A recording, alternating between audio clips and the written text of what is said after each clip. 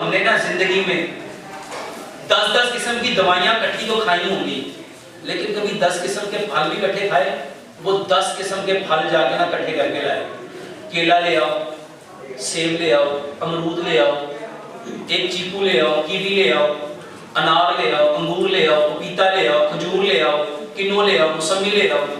میرے محترم بھائیو، ان 10 کو کاٹ کے چھوٹا چھوٹا کاٹ کے اس کا فروٹ چاٹ بنا، اس کا اچھا بتاؤ اس میں کوئی بیماری، اس میں کوئی دوائی ہے؟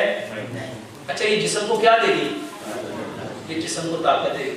اور اس میں نا 10 پھلوں میں میرے محترم بھائیو، اس میں 10 چیزیں اور ڈال دو، اس میں 2 بادام ڈال دو، 2 کاجو ڈال دو، 2 پستے ڈال دو، 2 اخروٹ ڈال دو، اس میں آدھی چائے کی چمچ سونف ڈال دو، آدھی چائے کی چمچ سفید تل ڈال دو، آدھی چائے کی چمچ چاول مغز ڈال دو، کوٹ کے اور اس کو مکس کر دو۔ کیسا زبردست فروٹ چاٹ بن گیا۔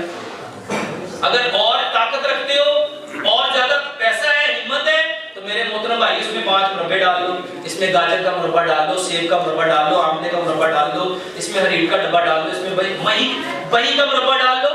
کتنا بہترین ٹونک بن گیا۔ میرے محترم بھائیو، 1 چمچ کو 32 بار چباؤ، 1 چمچ کو۔ تیزی کا کام کس کا ہے؟ اور اللہ قرآن میں فرماتے ہیں ان اللہ مع الصابرین، بے شک اللہ صبر کرنے والوں کے ساتھ ہے۔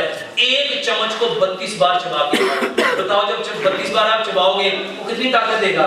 طاقت ملے گی کہ نہیں ملے گی؟ میرے محترم بھائیو، یہ وہ راستہ تھا جو اللہ سبحانہ وتعالی نے پیارے پیغمبر جناب محمد صلی اللہ علیہ وسلم کے ذریعے ہمیں دیا۔